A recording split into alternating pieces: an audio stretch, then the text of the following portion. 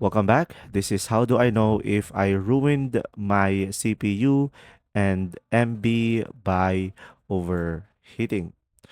So guys, first one is check for power issues. So press the power button. If there's no response at all, the motherboard might be damaged. And if fans spin but no display, it could be the CPU or board. Now, you could also look for beep or error codes. So many motherboards use beep codes or LEDs to signal CPU board failures, and just simply check your manual for what the pattern means. Now, another one is test with monitor and peripherals.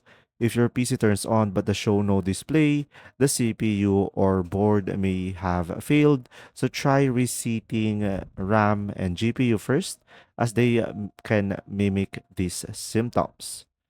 And now, what you could try to do as well is inspect physically. So, burnt marks, a burnt smell, or bulging capacitors on the motherboard are sign of damage, or a wrap or a discolored CPU is also a red flag. So, just simply inspect your CPU physically for any damages and replace if needed.